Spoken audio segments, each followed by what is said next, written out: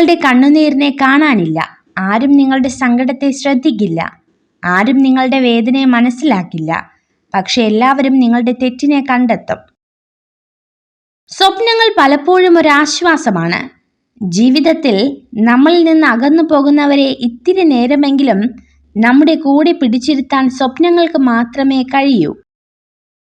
നിങ്ങൾ സ്നേഹിക്കുന്നവർ നിങ്ങളെ വേദനിപ്പിച്ചാലും നിങ്ങൾ അവരുടെ നന്മയ്ക്കായി മാത്രം പ്രവർത്തിക്കുക. കാരണം ഏറ്റവും അന്തിമമായി നിങ്ങൾ അവരെ സ്നേഹിക്കുന്നു എന്നതാണ് യാഥാർത്ഥ്യം. ഒരു വ്യക്തിയുടെ ഏറ്റവും വലിയ ഗുണം പണമോ വിദ്യാഭ്യാസമോ വായനാശീലമോ ലോകം ചുറ്റിയ പരിചയമോ അല്ല. മറ്റൊരാളുടെ മനസ്സിനെ വേദനിപ്പിക്കാത്ത വിധം സംസാരിക്കാനും പെരുമാറാനും കഴിയുന്നതാണ്.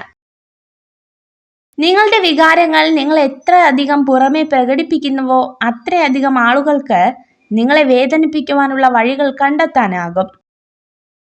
ജ്ഞാനം എന്നത് അറിവ് ശേഖരിക്കാനുള്ള കഴിവല്ല, മറിച്ച് അറിവ് എവിടെ നിന്ന് കണ്ടെത്താം എന്നുള്ള ബോധ്യമാണ്.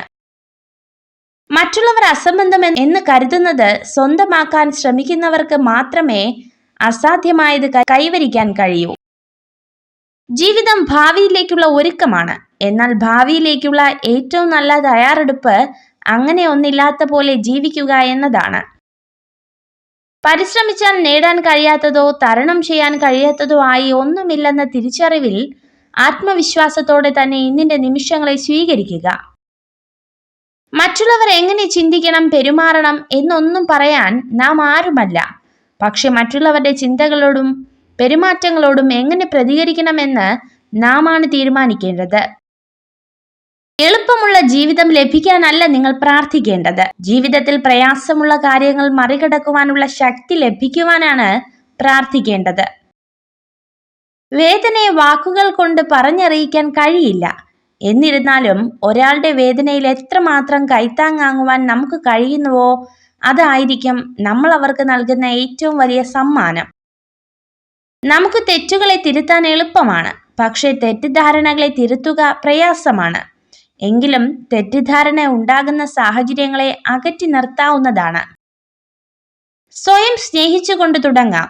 നിങ്ങളുടെ ഉള്ളിലെ സ്നേഹം മറ്റൊരാൾക്ക് പകർന്നു നൽകണമെങ്കിൽ ഏറ്റവും ആദ്യം സ്വയം സ്നേഹിക്കാൻ പഠിക്കേണ്ടതുണ്ട്. സൈക്കോളജി പറയുന്നു, ഒന്നും ആഗ്രഹിക്കുകയോ ആവശ്യപ്പെടുകയോ ചെയ്യാത്ത സ്ത്രീകൾ പൊതുവെ എല്ലാം അർഹിക്കുന്നു. സ്നേഹത്താൽ നിറഞ്ഞൊരു ഹൃദയവും മറ്റുള്ളവരെ കേൾക്കാനുള്ള മനസ്സും അന്യരെ സഹായിക്കാൻ തയ്യാറായുള്ള കരങ്ങളുമാണ് ഒരു വ്യക്തിയുടെ ഉപകാരപ്രദമായ ആസ്തികൾ.